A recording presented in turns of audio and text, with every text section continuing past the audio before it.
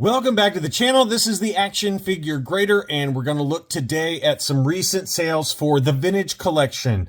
Lots of collectors are getting their Haslab Cantinas in hand, so as a result, obviously on eBay, we're getting some sales not only for the complete Haslab Cantina, but also for some of the individual figures. So for those of you that don't collect the actual play sets and only collect the carded figures, I've got some recent prices for you on that to fill out your collection. We've got a couple of Instagram posts from Riv's Junctionite talking about the Haslab Lat Gunship and also some other recent sales. So stick around for some pretty good discussion.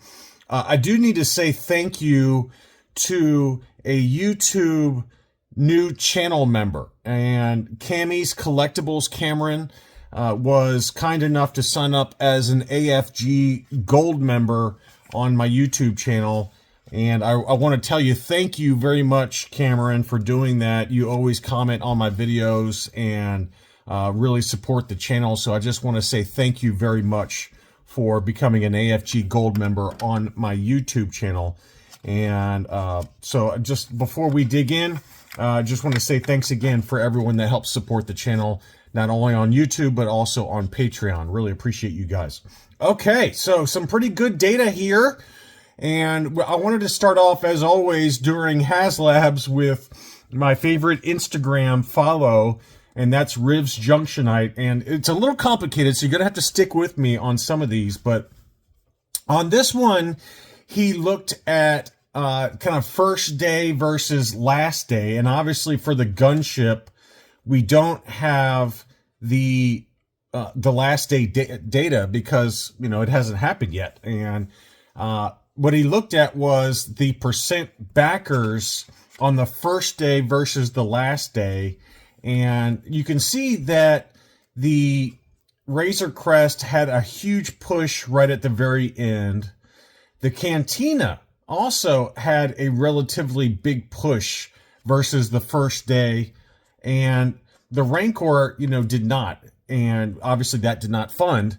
The Ghost obviously did fund, but it was maybe a little more subdued because they had such a big push on the first day as well. But the Gunship has, it only had 20% of the backers first day, and so let's take a look at this. And so this week, the comparisons with the Rancor and the Cantina broke down because obviously the Rancor was starting to enter the rage canceling phase during the doldrums period, right? Not the first week, not the last week, but during this doldrum period. And the Cantina at this point exited the doldrums and started its final week. So I'm just going to show you the first and last day stats again, and then place the gunship into context that way. The scale here is the percent of needed backers. The percent of needed backers is what this is looking at here. And so essentially the gunship was run, during the first day, it got about 20% is what they're saying. And the ratio is pretty telling though. The Crest and the Cantina did 1.5 times, on the last day. The Ghost did 1.25 times. And so that's a kind of an interesting number relative to the first day, last day. It's a pretty significant jump on the Cantina and on the Razor Crest, but it didn't have that big jump first day versus last day on the Ghost. It was a little bit, obviously. The Rancor obviously did not, but the Gunship, at least because of the way the first day went, the last days, or the last day and the last week especially, it's gonna take a significant jump up in terms of the number of backers. So you saw that, and that was kind of negative, right? This is kind of an important part here. It leaves us with 15 days to go and around 1,500 backers, which is an average of roughly 100 per day. And then, when this was posted, the Lat Gunship is only averaging about 74 a day right now. So that was kind of a little bit negative, right? And then he followed this one up yesterday as of the making this video. He says, don't listen to me because at least during the doldrums period, the gunship is actually outperforming the Cantina. Now, the difference is the Cantina had a huge push during that last week. You can see the blue bar here, which is for the Cantina. The Rancor obviously did not. It did not fund. But the Cantina did because mainly of the last week, right? And what he's saying in this one is basically that the gunship, which is pink, has done pretty well. It did better than the Cantina the first week. It did better than the Cantina during this doldrums period. But the question is it also going to outperform the Cantina during the very last week? And we're talking about percentage of backers, percentage of the needed backers to get to the 8,000 for the gunship.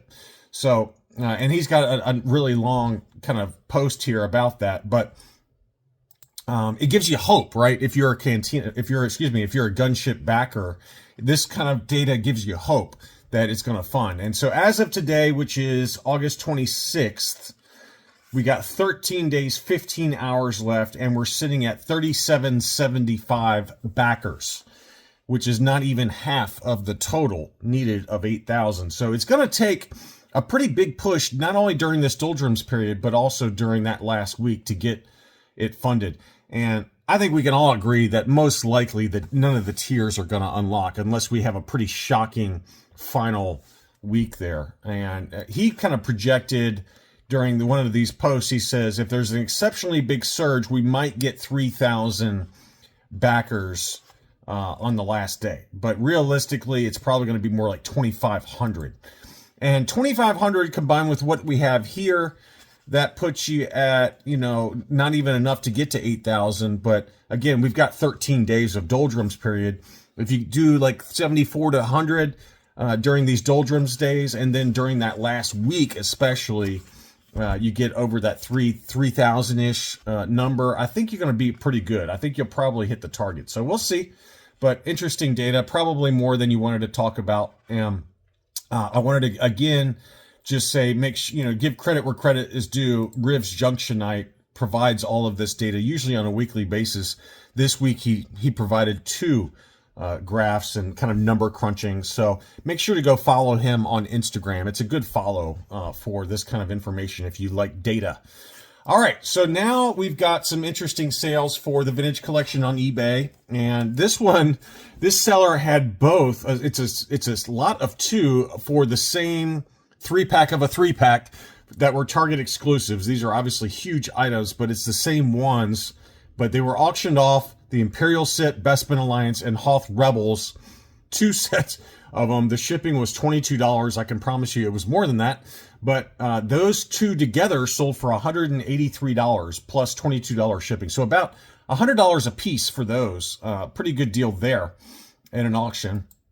This was a lot for the Target exclusive droids, the Boba Fett, R2-D2, and C-3PO. That Boba Fett's still one of my favorites that has been released recently, and it's not so recent anymore. God, we're going on 5 years now, 4.5, 5 years. So pretty wild. But those three together sold for $75 free shipping. Pretty good deal there. And then now I've got the Haslab Cantina, which are starting to be in hand. And as you would expect, the Tonica sisters are on the resale market are selling for a lot of money. They started around $250 for the two of them together on eBay. I found a number of sales, and as you know, always happens when the first items hit eBay, they start off at a base price and then they go up from there. And so lately they've been selling together for $340 plus $20 shipping, which is $360 for the two Tonica sisters. Great card images, by the way. I love those. Very, very cool. So those are the two of them together, but I do also have them individually so you can get a sense there. For all 5 figures, including Greedo, and what's his name, the Nabroon Leeds, for all 5 of them together, and luckily for the Cantina Haslab, they packaged them very similar to how they packaged them for the Ghost. So they should stay nice and crispy clean for you guys. But for all 5 of those figures in an auction, they sold for $480 free shipping. So if you remember, these were starting up for the Haslab Ghost. The 4 figures were going for, I'd say, $350 to $400, and then they slowly have dropped to about $200 to $250. $250 being kind of the baseline price. But here you go. You can see here how they nicely packaged the pack-in figures with even a protective shield on all 5 figures. So shout out to Hasbro for doing a good job of making sure that they should stay in good shape unless they mispack them. But anyway, so all 5 of them together sold for $480 free shipping. Greedo, as you would probably expect, was the cheapest for just by himself. Now, and also this seller did not actually show the in-hand. They just showed the glory shot from Hasbro. The in-hand shots tend to the in-hand photo tend to do better on the auctions, and I'll show you another example of that in a second. But the Greedo sold for $78. The Brune Leeds, again, not showing in hand, sold for $81. Were from the same seller, $118.50, and then the Seni Tonica by itself, $137.50, and then another seller showed it in hand and it went for $170 in an auction. So free shipping on that one as well. So I think if you got them in hand and you don't want the figures, then show them actually in hand. Don't be lazy and pull up the Hasbro PR shot, because they're not going to do as well. People want to see that they're actually in hand. They want to see what they're actually buying versus the theoretical shots from Hasbro. And then I also do have a data for the entire set, still sealed in the factory shipper box. So this one was listed for $650 with all the tiers, including all the figures. That one was listed for $650. The best offer accepted on that was $600. And then the Cantina, again, not showing it with, in hand, but it is in hand because it's actually, this one does show because it's got the actual box, but it only shows one photo for whatever reason. Let's see. Yeah, they only showed one photo. But anyway, this one was in hand, no figures, and sold for $260. So the market, as of right now, is valuing the 5 figures between $400 and $450. Thereabouts, somewhere in that ballpark. Maybe a little less. But I think if you're patient, again, and you just want the figures, and that seems to be a pretty consistent theme that I've heard from a lot of you, is that, hey, look, I don't have room to do a whole Cantina display, but I do want the figures. This one sold for $480. The Cantina with all the figures sold for $600. Without the figures, sold for $260. So there's kind of a delta there that I think if you're patient, that'll continue to come down a little bit. You can try your hand at getting them all individually, but I think you're going to do better if you just buy them all together. Anyway, interesting data there for those of you that are starting to get the Cantina in hand. That box art, by the way, look at that. I love that. That's really cool. Next up, I've got a couple of vehicles before we dig into a few graded things. This is the Smuggler's Run Millennium Falcon. That one is probably the cheapest price I've seen recently, and it included the original shipper box, and he wanted to show that it's fairly clean, which it was. I mean, that's a pretty clean example, and it sold for $550.